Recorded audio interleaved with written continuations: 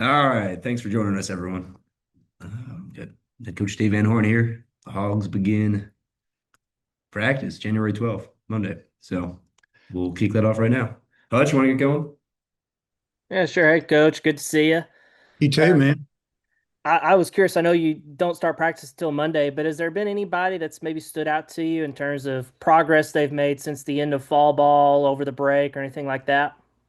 I would say that there's just a good group of guys, honestly, that have gotten bigger and stronger. As far as hitting the slider, I haven't seen that because we haven't been doing that. But physically, I've seen some guys make a jump, and that's what we hope.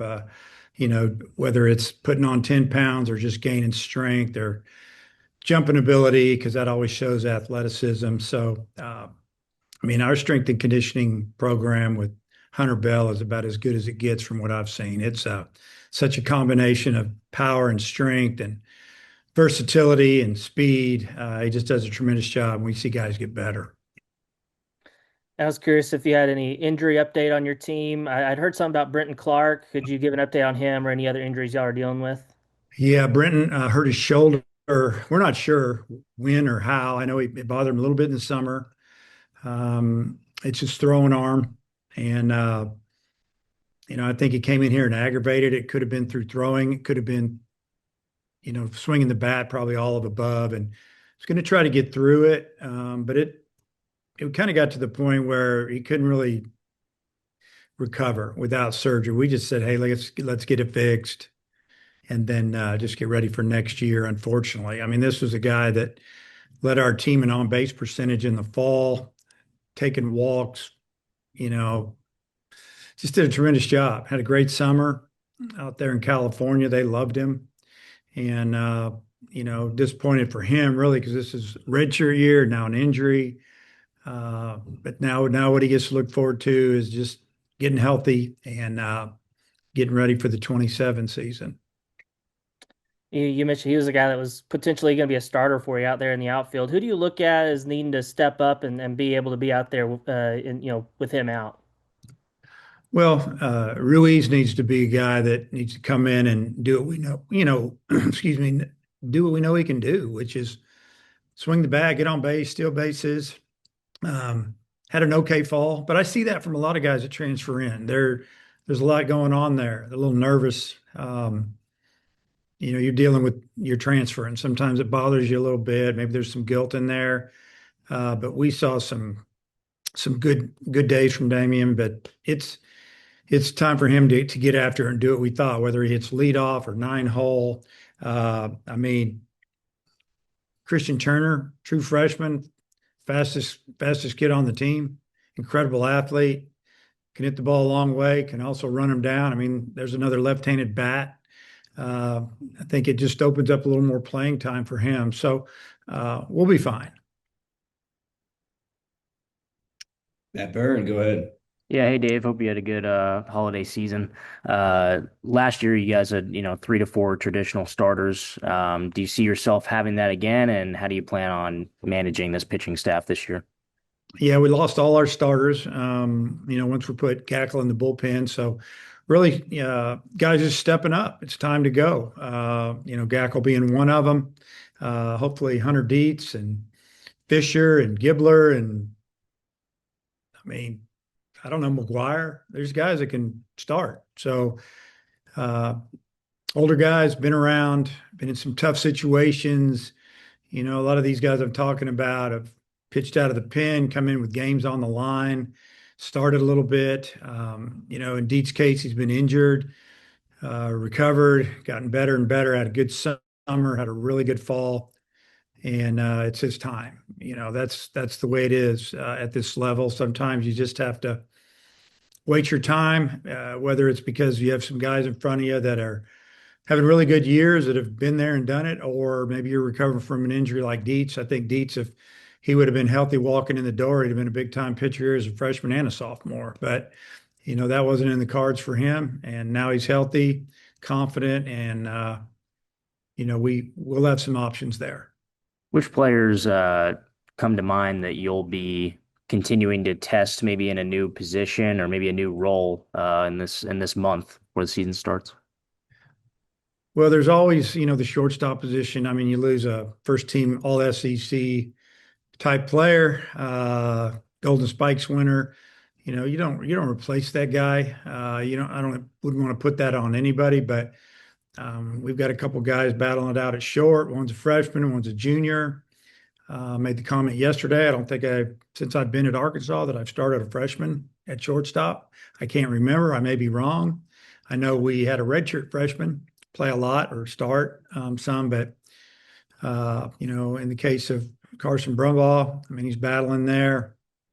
And I don't know, if Souza would have stayed healthy and hadn't had the arm issue last year with the injury, I think there would be a possibility of that, but I don't expect that.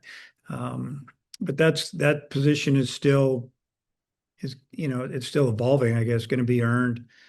Whoever plays short will probably play third, is what it's looking like right now. And second base, with Kojal and, with Souza, and I don't know, we've got some options. Feel good about that. Then obviously the outfield will be some new guys with Deloy battling and playing right. And I mean, there's going to be a fight there. And the DH spot could be someone who platoons, plays right. DH is, who's to say? And then center field with Mike Anu looks like. And but we're gonna have new outfielders for the third, fourth year in a row.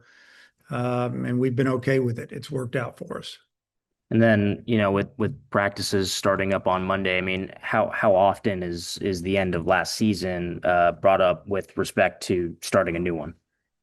Yeah, I mean, that was pretty much brought up at the very first meeting in August. What a great year, and appreciate everything everyone did. But you got to turn the page. It's a new team, new chapter, however you want to say it. You got to go. Now they got to do it. This is, they can leave their legacy on this program. And we have 4 or 5 starting position players back, or guys that were in and out of the lineup. We've got pitchers with experience. We've got some really good young freshmen. We've got enough pieces that we can compete day in and day out with teams in our league. Now we just got to get better. Evan, go ahead. Yeah, hey coach, happy new year. Curious for you, you kind of mentioned Souza a little bit. What's the update with his injury? Do you guys expect him to be full go kind of in practice over the next couple of weeks for opening day? He'll be full go in practice, but is his arm ready? I can't tell you that. I would say it's not. Just guessing. I've seen a couple videos that he sent me when he was throwing in Hawaii over the break, and seen him play a little catch here. But we're talking game speed and being able to let it go on a backhand, that type of stuff. I can't tell you that he's going to be there. I don't even know if he's 80%. We'll see, but I think he'll be ready sometime during the season. I hope it's the first half. I know that he's probably, in his mind, he thinks he's going to be 100% February 13th. We're going to let that evolve. We'll see how it goes. And, if he's not quite ready to throw like that, we can, maybe we can DH him. We do some other things if he's earned that spot. But, it's hard to answer that question right now. And you mentioned pitching staff. With Parker coming back as well, what kind of role do you envision him having as we get closer and closer to opening day? With who? Say that again. Coyle. Yeah, Coyle, I mean, he's kind of the wild card for us. We see him as a long reliever. Obviously, we think he can finish games. He had tweaked his arm a little bit last year towards the end of the season, and that's why we didn't pitch him in Omaha, because we were going to get him, and it was bothering him. And I think it carried over a little bit in the fall. We feel like he's 100% healthy now. So we didn't get to see him start. And that's probably the only thing that we really haven't used him, or had him do for us here. And I wouldn't rule that out, but I'd say going into the season right now, just go into whenever we have him go in and get the job done, and we'll let that evolve a little bit. But it's nice having a veteran back like that with all that experience, that, it doesn't really matter what the situation is. It's not going to bother him too much. And with Ryder behind the plate, what do you expect in 2026 for him? What kind of jump? Just wanted to keep doing what he's doing, and that's lead by example. I mean, he's obviously, you've seen the bat get better and better since he walked in the door. to now one of our best hitters, one of the best catchers in the country. Even though Perfect Game forgot about him when they put the catchers out the other day. But this is the way I look at it. You got time to change some people's minds, so to speak. And great leader, really good pitch caller, thrower, catcher, great teammate. What more could you want? Yep. Matt Jones, go ahead. Hey, good morning, Dave. Hey, the extra 2 weeks that you have of preseason, how does that help your team? Number one, it really helps the pitchers. And I think this is what started all this a few years back when, we being coaches complaining a little bit about, we have 21 days with the team and then we're throwing the first pitch. So realistically, they're getting about 3 outings, maybe 4 before we open the season, and we're supposed to go out and kids aren't going to get hurt. Well, they're going to get hurt every now and then. It's a way, but we felt like if we had another couple of weeks with them, it would give us an opportunity to coach them, be around them, and get them trained up a little bit and keep an eye on them where we feel like it could, take away from some of the early season injuries, and some of those turn into season ending injuries. So that's one part of it. Then obviously just playing baseball and being able to be around the whole group for an extra 2 weeks instead of doing what we call skill instruction, group work, whatever you want to call it. We can play baseball. You mentioned pitchers, but like from a position standpoint, are there like what are some of the areas that you can maybe enhance the team with 32 days instead of 21? Obviously, seeing live at bats or seeing live pitching, live at bats. You just think that it's, baseball is such a game of repetition, and the more these guys can hit a 83-mile-an-hour slider, at least see one, gives them a better chance to hit it when the real season opens up. And but just having the at bats and playing the game, get the position players more in baseball shape, stopping and starting and stealing and sliding. I mean, just catching the ball outside, fly balls outside. Hopefully we'll continue to have some decent weather. I know the future, a couple of weeks down, doesn't look great, but it's probably a little more normal than what we're having the last couple of weeks. Just playing the game again. I think it's going to make the game better for everybody in the country, when the season starts. And then, in a lot of sports, coaches are closing down practices. They don't want fans there. You've always been different. You want them open. You want people in the stands. What's behind that philosophy? Hey, I don't think that, baseball, we're trying to keep any secrets from anybody, especially with all that's out there right now with social media and things. I mean, I think it's good that the fans come in and watch us scrimmage. Kids know that there's people in the stands playing in front of, even if it's a couple hundred people, get a little bit of a feel, or it's not just the coaches watch. It's not doesn't need to be that way, in my opinion. Everybody can have their own philosophy, but I think we have a really good relationship with our fans. Our fans are the best. You can say what you want to say. There's some really good fan bases, and ours is one of them. If they want to come out here and watch us scrimmage or practice, and they see us not practice very well, and they go put that out there, it's not going to bother me. What we're trying to do is get ready for the games. And, this year we don't get an opening weekend at home where we can kind of get some of the kinks out. We get to open up with some really good teams, as they do, having to play us and other teams. So it's the extra 2 weeks should help there. But I don't know. I guess just to answer your question, I just think that's the way we feel about it. We want our fans to have access to the players and the team for all the practices. Okay. Thank you. Jackson, go ahead. Good to see you, Dave. Hey. You talked a little bit about Carson already, but you hinted at the end of fall you might not give him the full go of being a two-way guy. Have you made any decision there yet, or are you going to maybe try and let him pitch this year? Well, at the beginning of the season, we're not going to try to stress him out doing both. I mean, he's a young player at a primo position, so to speak. very demanding position. A lot of throws are being made there, turning double plays, relay throws, just regular ground balls, double play balls. I mean, there's a lot on the arm there. Got to take care of him. Want him healthy the whole season. Now, maybe when it warms up a little bit, guys are rolling along.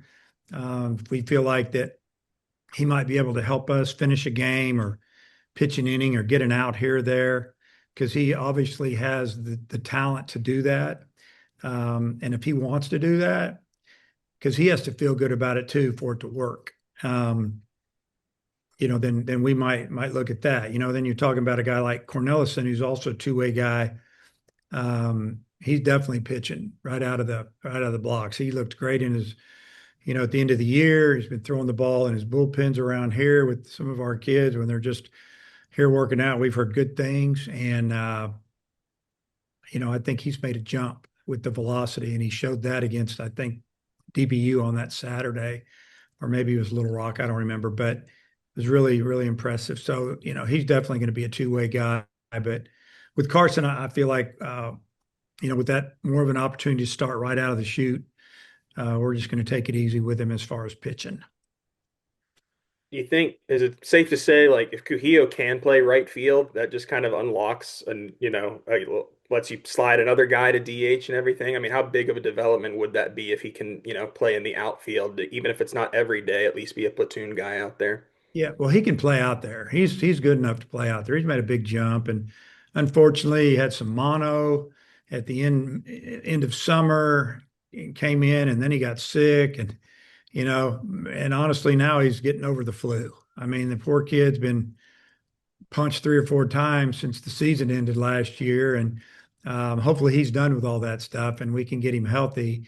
He hasn't been around the building for a little while because of that. He's back, obviously, but no, he's going to play some outfield, whether he plays every day or 50%. It's up to him. But I think as far as the DH spot, if he's playing outfield, it could be the same situation where maybe it's an outfielder that's DHing.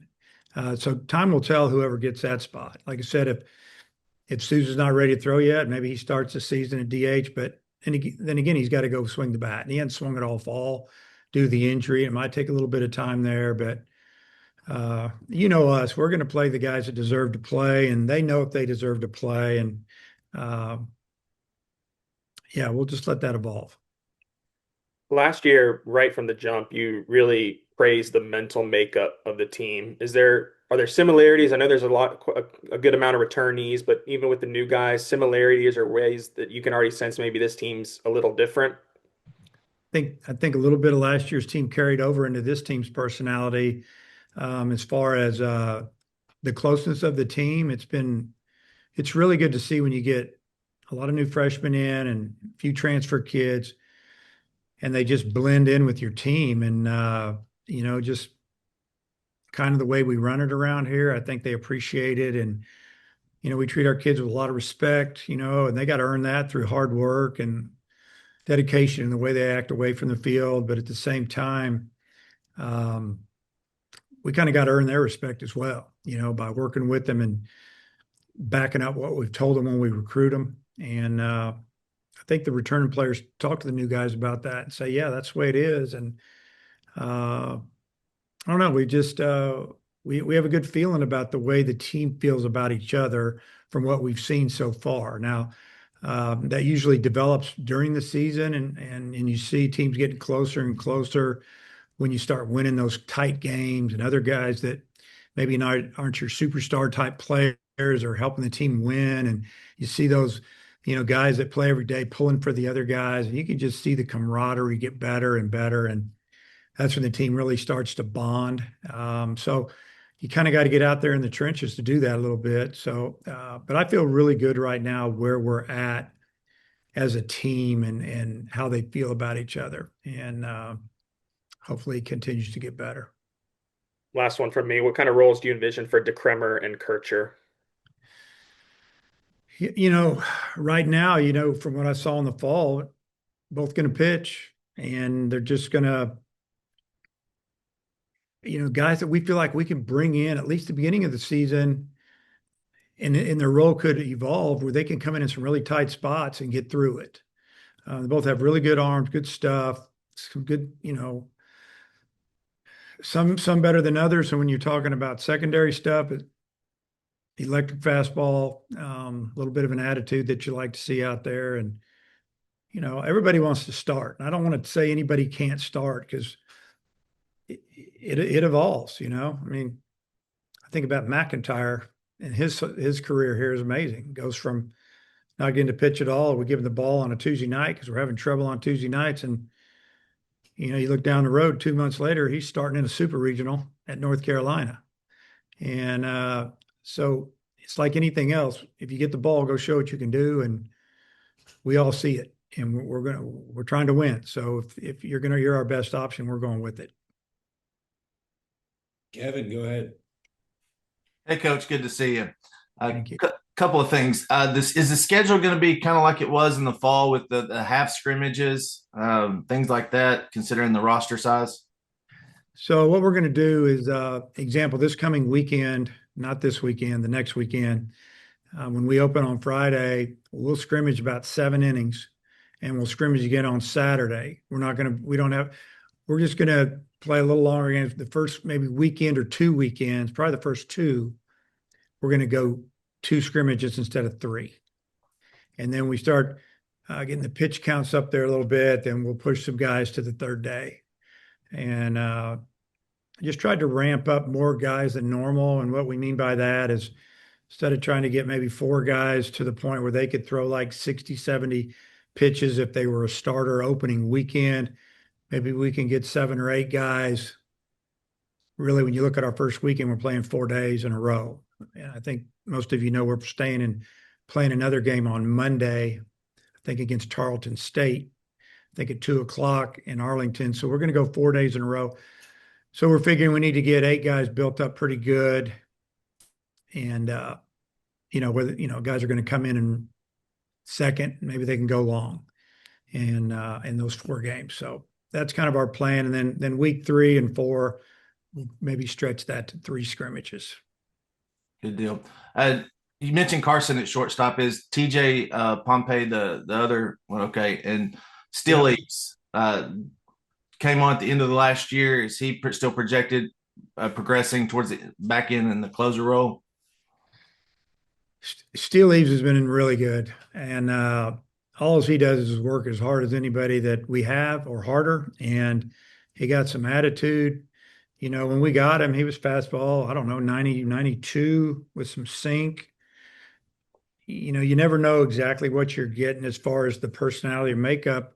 I mean, you have an idea, but once you're around him, you can tell who's scared and who's not, and who's ready and who's not. And he showed us last year that he was ready. It took us a while to put him out there. Once we did, we're like, hey, if we get beat at the end of the game because he gave up a run, I can live with it because I love the guy. That's the way I feel about it. I can sleep good when you do that. It's when you put somebody out there that maybe you're not ready to trust yet, for one reason or another, and it doesn't go good. You just shake your head and say, why'd I do that? But with Steele, I believe in him. I think the players believe in him. He could close games for us. The thing about Steele is he can pitch 3 days in a row. Yeah. He could go 2 on Friday, 1 or 2 or probably 1 on Saturday and get you out on Sunday. And he wants to. We could let him go a little bit longer and just use him one time if we needed him to go 4 or 5. And but now, kind of speaking early, what I was saying earlier about him is velocity is just starting to hold like 93, 96. And that's a big jump. And that's strength and work and maturity. And I think you're going to see him out there a lot, and excited to see him get on the mound for us. Thanks, Coach. Dudley, go ahead. Coach, you talked about going down to Arlington and not having that first weekend at home, but having those 4 games down there, how does that help maybe some of the freshmen and some of the transfers that hadn't played in as big of situations kind of get used to life in big-time college baseball? I think it's great for those guys. Really good for everybody. I mean, all the teams are in the same situation. They're not 100% sure how it's going to go. I mean, we could go down there and go 2-2 and be disappointed, but we got a lot better. You could win them all, and it doesn't go good for you. Baseball's a funny game. I want to get better. I want to win as many as we can. Obviously, we're going to probably pitch about everybody we have when you're talking, 4 9-inning ball games, and who knows, one could go a little longer. We've had some extra inning ones down there. So, but the experience you gain, I think it's so valuable for what's going to come down the road. I mean, our opening conference series is Mississippi State here in Fayetteville, and they're absolutely loaded. I mean, they had what they had coming back. New coach brought a bunch of players from Virginia, and they got some dudes out of the portal. I thought they would be ranked. They probably will be ranked in the top 5 in about every poll. So, yeah, that's going to be a big weekend for us to make a jump mentally, I feel like. One other thing I've seen some people look at the schedule and say Tennessee and Texas are not on it. Man, it's an easier schedule this year. I don't think you probably think that, do you? I don't think that at all. I mean, I think in the last who knows how many years against Tennessee, we went like 13-2 against them or something. Texas, we've done pretty well against Texas as well. We play some of the teams that we haven't done as well, even though they might not be that every year powerhouse like some of those teams you mentioned. It's the SEC. It's a lot more level playing field. I don't know. I wouldn't look into it too far. Hopefully we'll see those guys down the road in a SEC tournament or in super regional, and we'll see how it turns out. Now, maybe for just the beauty of the matchup, so to speak, or it might not be as pretty as some. It's they're all big games and teams are all good. Appreciate it. Yep. All right, Phil, final word. Hey, Dave, there's a couple of players I wanted to ask about, and I'll just ask about them one at a time. There's been a starting pitcher each of the last 2 seasons that's made a big jump that the year before kind of shuffled between starting and relief, whether it's been Gage Wood or Hagen Smith. And I know with Gackle last year, that was the case, and he was so good as a reliever. Uh, what does he need in order to make that jump? Maybe not necessarily the same kind of jump that you saw from those 2 guys, but at least to stay in the rotation for this next season. And how important is that for this team? Well, first off, it'd be huge if he could solidify himself as a weekend starter, whether it's Friday or Saturday or whatever. I mean, you think about his career here. I mean, I think his first outing here, we brought him in with the bases loaded in a tie game against Oklahoma State, something like that in Arlington, and he got out of it, and pretty amazing. And then, started last year, had some great innings, but would have an inning where his pitch count would get up, and it's usually 1 or 2. It was usually the first or the second inning, and we'd have to get him. And I think if he just trusts his stuff and just attacks hitters, and he'll be fine. And it would be big for our team mentally that we knew that, he was a guy that we all know he is. His stuff is brilliant, honestly. And yeah, I'd say that's the guy. And no more bullpen. I mean, let's go. It's your time. That's the way I feel about it. The other I wanted to ask about is Reese Robinette, because I don't remember the last season where you kind of felt like you knew who the first baseman was going to be. Sometimes you've moved an infielder from the middle of the infield over to first base because he can hit, but Reese kind of took that job at the back of last season. What did he do to improve so much? And specifically, how did he get his bat speed to where just wasn't getting jammed like he was previously? Right. Well, you look back at all the sequence there, Souza goes down. Souza's just starting to really hit. He just doubled off the left center field wall. He's on second base. I think we're down a run or two, whatever. He'd gotten a couple other hits in the game and lined out the day before a few times. I mean, he's swinging it. He gets hurt. So we moved Cam back to second, and, Reese got his shot. He's the everyday guy, and all he did was get on base and play great defense. But what he did before that is he kept working it. He didn't pout. He kept doing what you hope he would do. He played like a professional. He practiced like a professional every day, and he got ready. And when his chance came, he was ready. And, down the stretch, his on-base percentage was amazing. He got a bunch of clutch hits for us. Defense was outstanding. He's a great target over there, can really pick the ball out of the dirt.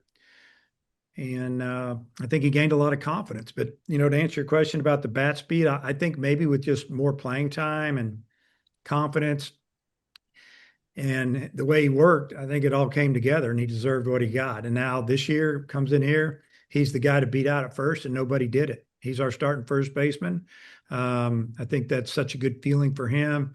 And the players are all happy for him. He's that guy that they all pull for because they see how he works when he wasn't playing and he wasn't complaining and he wasn't talking in the locker room.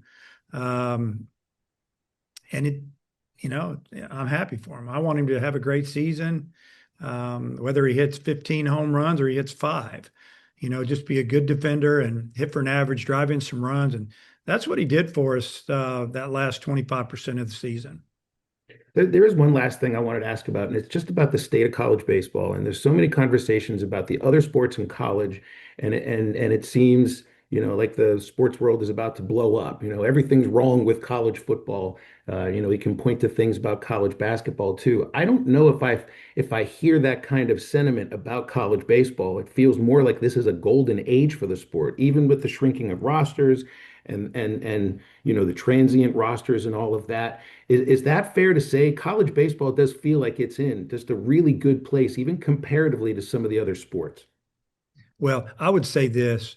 For the fans, they're getting to see some of the best college teams that have ever been put on the field for a few reasons. But number one, there's some really, really good players that are coming to school because now they know they're not going to leave college owing $75,000 to $100,000 in loans, because that's what was going on when we had 11.7, or we have to try to talk kids into turning down $500,000 to come to school and have to pay money. It's kind of hard. Now, with NIL and a little bit of rev share money, at least kids aren't going to leave here owing money, and maybe they're going to save a little bit of money. Maybe they'll save a lot. Depends on where you're at, honestly. But yeah, the teams and the talent on the field, I think it's an all-time high. You called it maybe the golden years of college baseball. I think talent-wise, I would agree with you. But I'll tell you this: the players are still good. What I mean by that, they're good people. There's a lot of things that are going on outside, whether it's people talking in their ear about maybe moving to another program, or we can get you this if you'll go there. The ones that can stay focused on the task at hand and play hard and really look at the big picture of the draft, and that's where you're going to make your money. Go to the school where you can develop, and where the coaches are all about development, and we feel like we are. I think our track record shows that. The money's coming. Obviously, you got to help them out a little bit, but kids are good. The kids are still the kids they've been for the last 40 years since I've been hanging around college baseball. It's fun being around them. I really like being around the guys. And the fun part for me is on the field. When some coaches are stressed out during games, I like the games. I like practice. I like throwing batting practice. I like being out there around and watching them get better and helping them. All the other stuff, it's part of the job now. I think if you want to have a really good program, you got to have some guys, some assistant coaches, and some guys that are helping you through video work and analytics to help you break down some things and manage some of that. And I feel like we've got a really good mix here with our staff. I think our staff is as good as any in the country when it comes to everything. So I guess to answer your question, it is the golden age of college baseball because of the talent on the field. I mean, even the mid-majors, they have older kids and they're very good. You could walk into Tuesday and Wednesday and feel like if you played pretty good, you're going to win. Now you have to play really good because you're facing a lot of 22 and 23-year-olds that they're not intimidated anymore. They're just maybe not playing in the Southeastern Conference. Dave, I appreciate you. Thank you. Yep. Coach, thanks for your time. We'll see you Monday. Okay, guys, we'll see you out there.